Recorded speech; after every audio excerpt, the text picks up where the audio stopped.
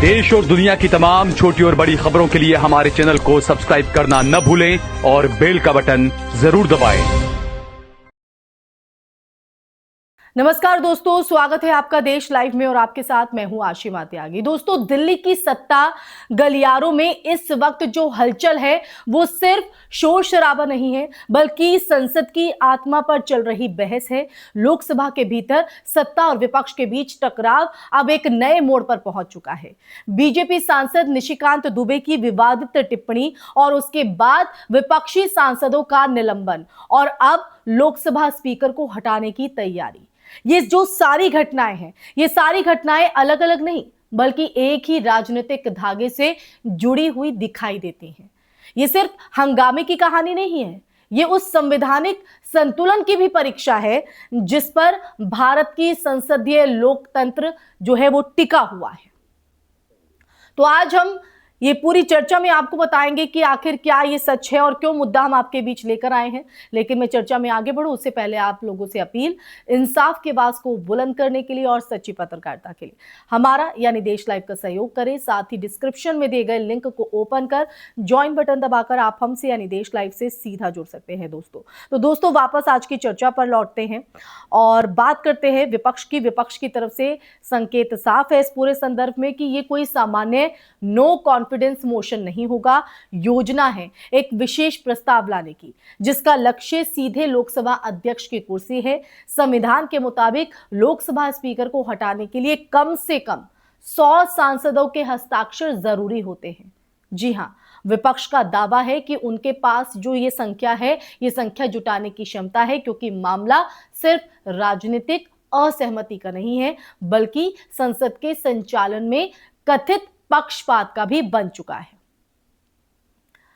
तो यहां पर ये जो है सीधे तौर पर विपक्ष की तरफ से साफ संकेत यहां पर दिए गए हैं जो कहीं ना कहीं महत्वपूर्ण है। विपक्षी नेताओं की अगर हम यहां बात कर रहे हैं तो विपक्षी नेताओं का यह भी आरोप है कि स्पीकर सदन में नेता प्रतिपक्ष को बोलने का पर्याप्त अवसर नहीं दे रहे हैं, यानी कार्यवाही बार बार स्थगित होती है और जब विपक्ष अपनी बात रखना चाहता है, वो मुद्दे उठाना चाहता है जो वो पॉइंट आउट करके आया है, तो माइक बंद, नियमों का हवाला और अंत में निलंबन। यही जो पैटर्न है वो बार बार दोहराया जा रहा है। लोकतांत्रिक संसद में बहस और असहमति को जगह देना स्पीकर की सबसे बड़ी जिम्मेदारी होती है दोस्तों, सबसे बड़ी जिम्मेदारी। लेकिन विपक्ष का कहना है कि यही जिम्मेदारी अब सवालों के घेरे में है। तो विपक्ष लगातार और विपक्ष की जो आरोप है अगर देखा भी जाए तो सही भी है, तस्वीर इस तरह की नजर आती है तो मामले को और कहीं ना कहीं ये जो आरोप है वो गंभीर बनाता है। महिला सांसदों से जुड़ा हुआ आरोप, निशिकांत दुबे की टिप्पणी को लेकर कहा गया कि उसमें महिला सांसदों पर गंभीर और आपत्तिजनक जो आरोप है वो लगाए गए हैं। और विपक्ष का यह भी कहना है कि अगर सत्ता पक्ष के सांसद इस तरह के बयान देते हैं, इस तरह की भाषा का इस्तेमाल करते हैं तो उन पर कोई ठोस कार्रवाई नहीं होती। ये जो दोहरे मापदंड का उदाहरण है। और यही नहीं, कुछ नेताओं ने यह भी कहा कि अगर कथित तौर पर किसी महिला सांसद पर हमले की आशंका की जानकारी पहले से थी तो फिर उसके आधार पर कोई एफआईआर क्यों दर्ज नहीं कराई गई।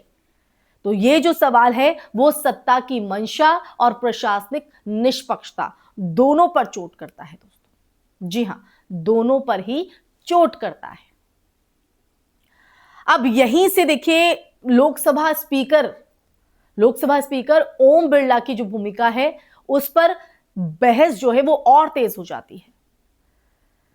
दोस्तों, स्पीकर के पद की अगर बात करें तो स्पीकर का पद किसी पार्टी का प्रतिनिधि नहीं बल्कि पूरे सदन का संरक्षक होता है कि ताकि सभा तरीके से चल पाए। पर विपक्ष का यह आरोप है कि ओम बिरला सत्ता पक्ष के प्रति नरम और विपक्ष के प्रति सख्त रवैया अपनाते दिख रहे हैं।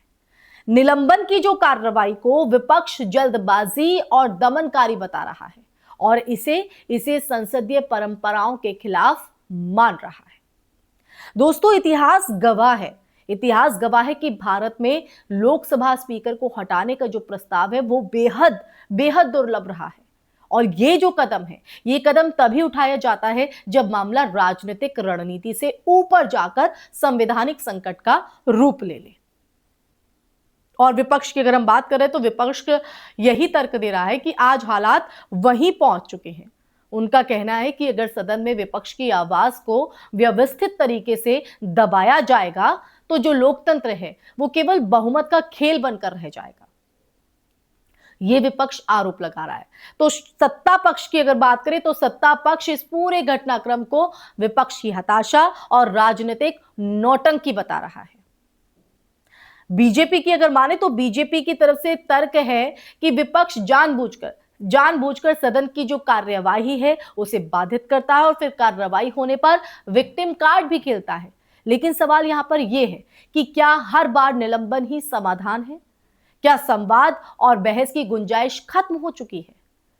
ये तमाम वो सवाल हैं जो इस वक्त खड़े होते हैं। दोस्तों, ये पूरा विवाद संसद की मर्यादा, स्पीकर की निष्पक्षता और विपक्ष के अधिकार, तीनों को एक साथ कटघरे में खड़ा करता है। अगर यह प्रस्ताव औपचारिक रूप से लाया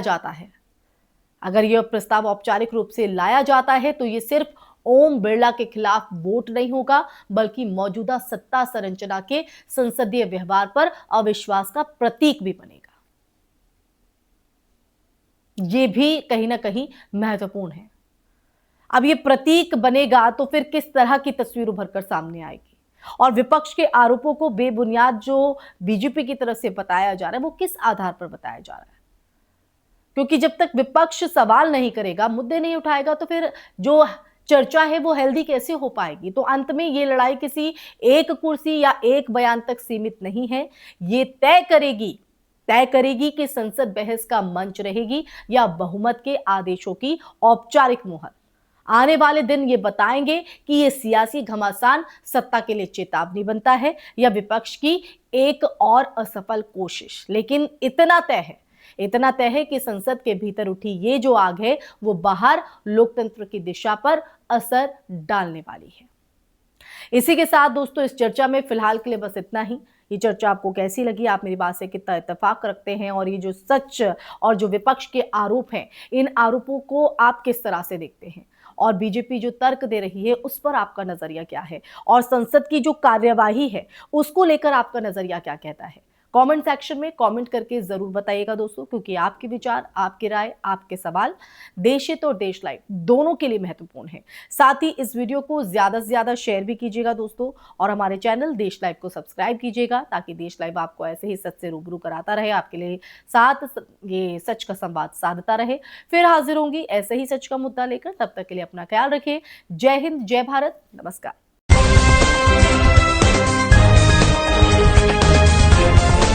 देश और दुनिया की तमाम छोटी और बड़ी खबरों के लिए हमारे चैनल को सब्सक्राइब करना न भूलें और बेल का बटन जरूर दबाएं।